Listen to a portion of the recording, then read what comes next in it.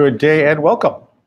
My name is Roger Pierce, and I am your host for today's Startup Stop. I am a small business expert, and we're here today to answer your startup questions about getting your business up and running.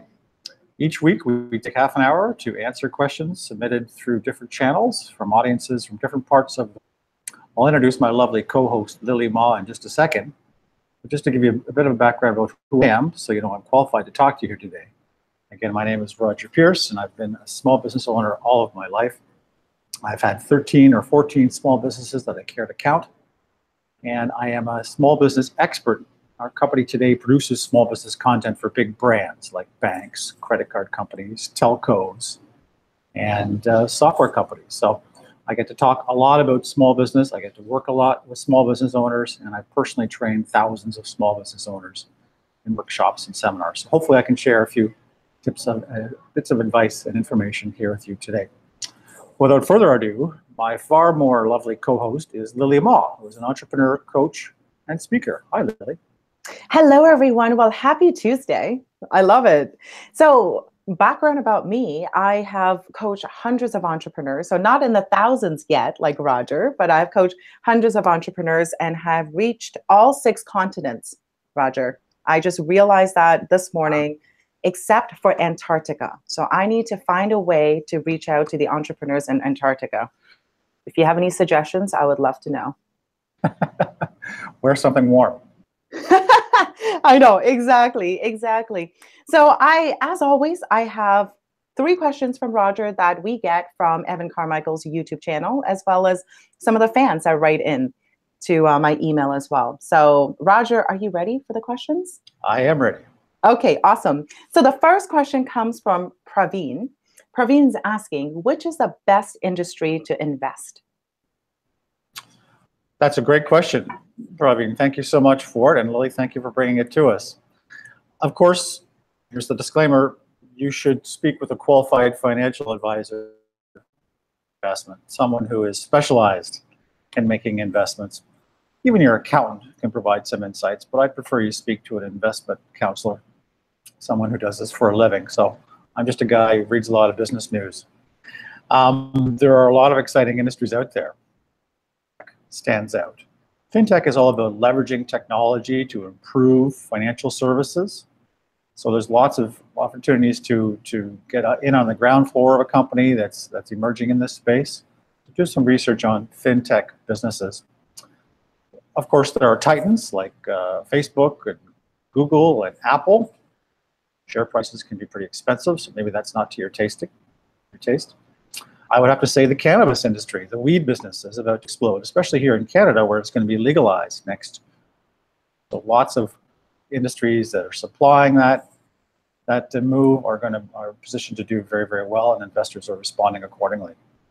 Some other hot trends for you to consider: virtual reality, artificial intelligence, autonomous driving. We're all watching with great interest as people and big trucks. If you've watched that latest Elon Musk venture where he introduced the world's first autonomous 18-wheel truck the other month. So check out those industries as well. Entertainment's going to do very well, already doing very well. Disney and Netflix, the battle is just heating up, especially when Disney just acquired or wants to acquire 21st Century Fox. Disney is spending a lot of money to compete with Netflix in the online content business. So that's going to be good for investors too, I would think. Basics like water. Water is still a great investment. People are buying lots of bottled water. You can invest in alternative energy sources, solar power and things like that. You know, good old food service businesses, Lily, can also be good business opportunities or investment opportunities. Some of the big fast food chains and some of the food service niche businesses might be to an investor's liking. So do some research and find out which one of those might appeal to you. Of course, with any investment, caution, do your research carefully, become a media consumer, read as much as you can online, get daily alerts about any investment that you may participate in. And like I said at the beginning, please talk to somebody far more qualified than I am about any investment you might make. Lily, what are your thoughts? Yeah, I agree. I think right now there is a lot of opportunities. Business is booming. You mentioned a couple of the trendy industries that are up and coming. I think the most important part is invest in something that you know. However you want to consume your knowledge, whether if it's doing a lot of online research or consulting with an investment specialist, whatever it is, make sure you know about it. Just because there's a huge boom in Bitcoin right now in cryptocurrencies, everyone's like, oh my goodness, you're going to make so much money. And don't jump on it yet. Do some research on it. See if it's something that you even want to invest in. And like Roger said, consult with someone who is a specialist in the industry is probably the best way to go, instead of just jumping onto something because you heard that, someone's uncle had a lot of success in it. That's my 2 cents. And again, I'm not an investment specialist, and I do invest in safer things like companies I've known for a long time or in real estate. But I know there's a lot of money to be made, but be a little bit cautious. I'm a very conservative person, so I like to be err on the side of cautious than on the risky side. But hey, each their own. Absolutely. You just raised a good point. Invest to your comfort level. Mm-hmm. A good investment advisor will give you some opportunities that are matching your comfort level. So if you're a high risk, big risk taker, great. There's some opportunities for you. If you're a moderate risk taker, then maybe something like bank stocks, a little more predictable would be to your liking. Mm-hmm. Okay, sounds good. All right, next question, Roger, comes from Roberto. Roberto is saying, how do I open a bar with $20,000? I'm assuming it's 20,000 US or Canadian or less. Okay, I grew up in bars and nightclubs. I'm a musician, so this is what I love and know about. Exciting stuff, Roberto. Exciting stuff. I will confess to some background in this industry. I was a nightclub manager once in my youth, and also a disc jockey in several clubs. No, really? In my youth. Oh, Roger, this is exciting. I kind of paid my way through college with disc jockeying, so got some familiarity with this business. However, my first reaction, Roberto, is $20,000 is not enough by far. If you Google, and I did it just before this show, if you Google how much money to open a nightclub, you'll get an idea. That's just an arbitrary range, but it says $240,000 to $840,000.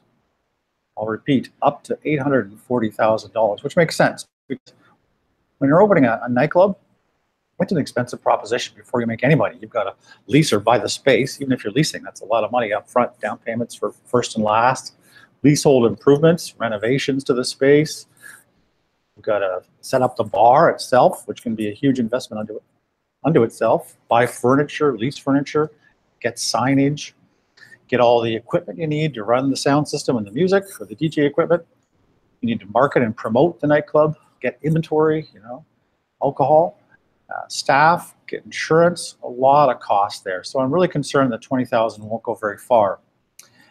If you are convinced that you need to do this, there are a couple of options for you. Number one, can you work with some investors or partners who have some more money?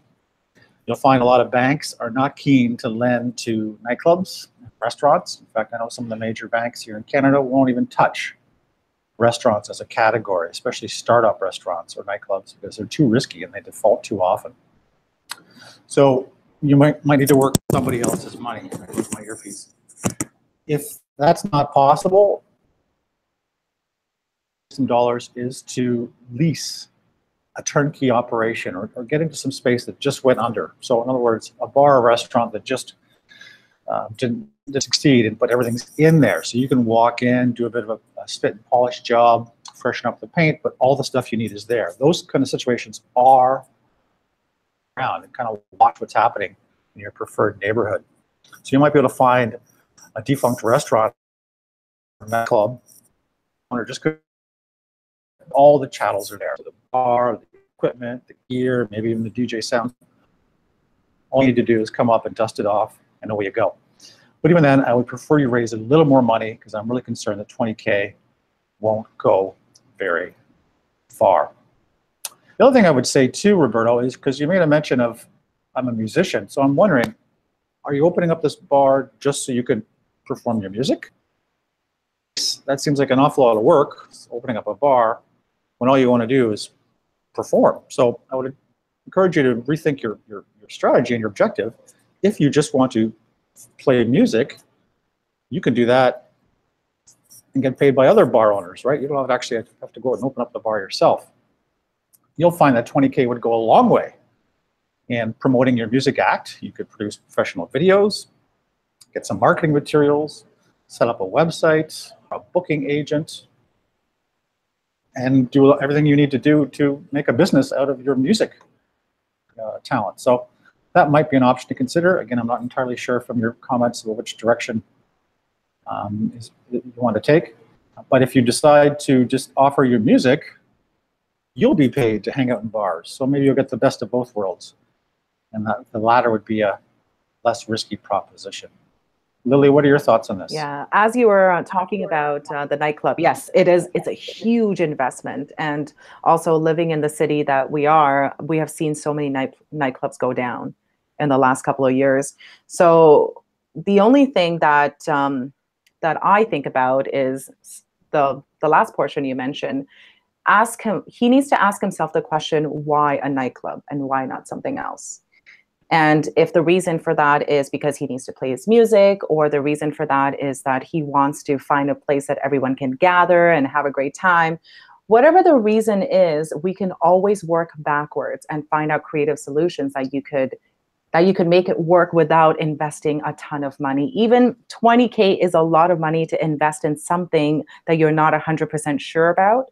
So understanding the reason why you're starting it, work backwards.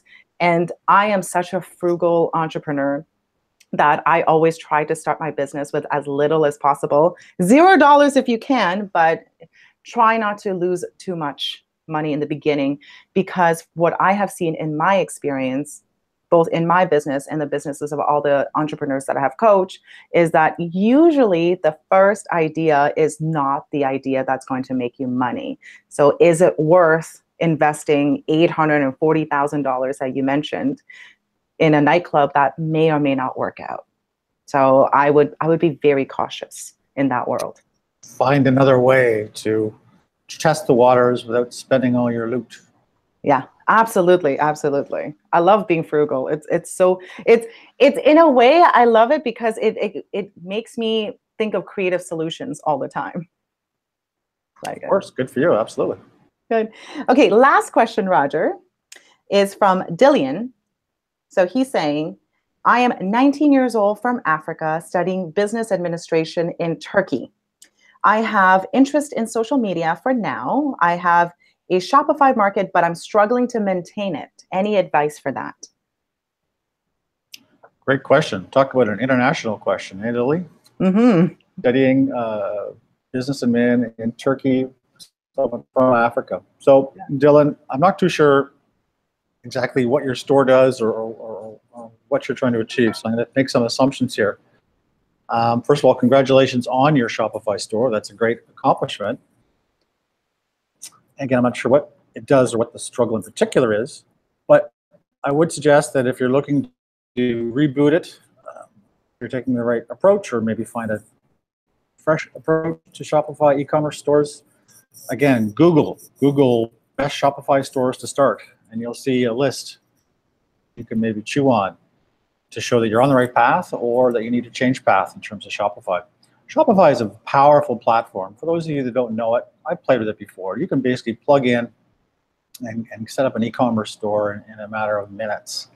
It's got everything you need to take payment from customers, deposit to your bank account, track orders, promote to customers, engage prospects. It's an all-in-one platform. That's why it does so well. There are other ones out there, but it's a pretty robust offering. I'm not associated with Shopify at all, but I like things that are turnkey and affordable solutions, right, Lily, for entrepreneurs. So I think if you're going to play on Shopify, you want to find out what's the best type of Shopify business to run. It's not the one you're doing. Perhaps change your course a bit. And that will require a bit of research. Certainly do the search, like I said, online. But can you talk to some other business people? Can you talk to some colleagues? Can you talk to some professors to get their input on what some e-commerce applications or what some e-commerce storefronts might be best for you and your goals. The good news is your talents from the business administration course should bode you well for a career in small business. I took business admin as well. And I find there's a lot of things that I learned that I use even today. So market research, you should be able to write a business plan because you're taking business training. And if you need to relaunch or boost up your Shopify store, you should have the marketing talents to do that through your schooling as well. I really like the path you're on, Dylan, because a Shopify store or any kind of e-commerce storefront should allow you to make some money part-time while you stay focused full-time on school, right?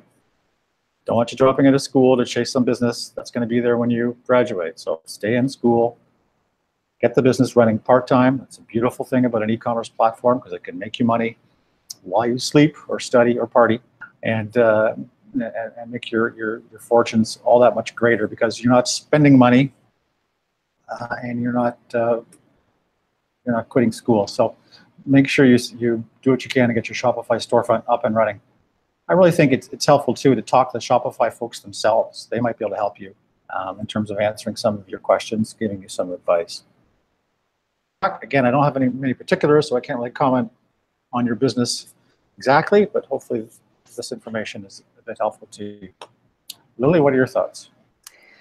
Yeah, I love that you went in very technical and practical, and it's great. I think there are a lot of people who are investing in Shopify store. You could basically sell anything you want, and there's always options to drop ship, so you don't have to have a lot of inventory. It's a great business model to have. It's also a little bit dangerous because it's such a great business model to have. There are a lot of people who are jumping on the opportunity. So my job as a coach, when I coach my entrepreneurs, is I always do the inner work first in finding out what it is that you really love. Maybe you're selling something that you believe that's going to sell hundreds of thousands of pieces and it's not. And if you don't love it, you're probably not going to put in the effort and work into it. So really trying to find out, working backwards again, what it is that you love, and you could sell anything. I think as an entrepreneur, we can make anything work. We just have to have the passion for it, and then we could gain the knowledge, and anything can be learned, but you need to actually care about it enough to learn about it. So that's what I would add. Great tips, absolutely. It is a very attractive platform. You're right. You got to be careful that we aren't distracted by the shiny objects that come our way. Yeah, absolutely. And I love the point that you mentioned about the business administration part. I'm an entrepreneur. I did not become an entrepreneur until this year, and I spent 12 years of my life in the corporate industry, and I also studied business in school. And I find that a lot of my corporate training and a lot of my education that I studied in college is actually coming into practice right now. So I'm also a big advocate in staying in school if you could help it, because again, entrepreneurship is shiny right now. Everyone is chasing after it because it seems like the sexy thing to do, but it's important to back yourself up too. Not everyone will become a Mark Zuckerberg and therefore drop out of Harvard. I know. Well, that's a thing. It's become very attractive now. So Roger, I do have one audience member in the chat who wants to ask you a question. Sure. Okay. So the question comes from Emmanuel Garcia. Hello, Emmanuel. Thank you for joining us today. So his question is for you. When and how did you determine it was time to close your business? When and how did I determine it was time to close a business? Well, I've had a lot of businesses, Emmanuel, as I mentioned. I think, and this kind of goes to the startup tip of the day that we'll offer in a minute, but I think when you find that A, it's not profitable, B, it's become more headache than fun, C, if you're working with someone who is just driving you crazy, which I've had happen before in terms of business partners. So there are a number of reasons why you might want to close the business. My advice is to recognize those signs and get out of it quickly and easily if you can. It's not always a fun process to shut down a business, but in a way you're doing yourself a favor if you can get out of it fairly quickly, save your money, reduce any expenses that you might have incurred by keeping it open, and get going on something else, right? So really, if it's not profitable, if it's not fun, And if you just find that it was an off mark business, maybe you didn't do enough research, you didn't get enough business planning done, and you jumped into it very quickly, which I've done in the past. Maybe those are some of the reasons why it wasn't a success, and that's okay. You can learn from those things. Just don't perpetuate the misery by prolonging the business longer than you need to. Get out of it, regroup, get on to something else. Yeah, I like it. So there it is, Emmanuel. I hope you enjoyed the question. I mean, the answer, not the question. We enjoyed your question, but Roger's answer. Absolutely. Thank you so much. And Lily, I'll use that as a good segue into today's startup stop suggestion, if you don't mind. I've been thinking about this in the last week and wanted to share a couple thoughts with the audience here today. And today's suggestion is do one thing really well. Do one thing really well. There are many shiny objects in the life of an entrepreneur which tempt us to start up another project or start another business or explore additional businesses. Like I said, at one point I had 5 businesses going at the same time. 5. A couple of them were performing the way that I wanted to, in other words, making money, but really none of them were performing the way they should have because I was stretched too thin. I was distracted. I wasn't giving my attention to one business. I just had this hunger for new businesses and new ideas that I couldn't say no. I found myself in a situation where I had 5 businesses going and about 11 staff at the time. So a little chaotic and very stressful to me from that experience. And it's better to do one thing well, focus on one core talent that you have and build a business around that. And it's better to get known in the marketplace for being really good at something, which is your reputation. It'll help to make the job of selling and marketing your business that much easier. The things you need to do is buy some new earpieces. So for example, if you're a graphic designer, can you get really well known doing graphic design for restaurants? If you're into social marketing, can you focus on social media marketing for consultants or for sales coaches? In other words, specialize in a niche. Get known for doing one thing really well. Do one thing really well. And I think you'll be rewarded with the kind of success you deserve. Anyway, that's my thought for today. Billy, what are your comments? I love it. I'm a big believer in doubling down on your strength. I think as entrepreneurs, we have so many different things going on. And even this morning, I was talking to my husband. I was giving him an idea about, I don't know. I always give him different ideas. And then he always answers by saying, "Oh, you always have such great ideas." I was like, "No, I have lots of ideas. 99% of them is probably not good, and 1% will land. And if I did act on all those ideas, I'm going to be chasing after a bunch of different things." So one of the things that I decided to focus on in my business is to focus on my coaching service more than the speaking. I'm still going to continue speaking, but I am going to focus on the coaching because I realized that I was a lot stronger in my coaching than I was in my speaking. Now, I could still become a very good speaker if I wanted to, but it's the time. It's a time investment. It's like opportunity cost constantly. Am I going to spend a lot of time speaking, or am I going to spend time doing the thing that I really love and I'm really good at? So I agree 100%. Focus, and you're going to get amazing at it. It just takes a lot of time and effort. You are a perfect example of doing one thing well. Like as you just said, your new strategy is to focus on this and not that. Mm-hmm. Absolutely.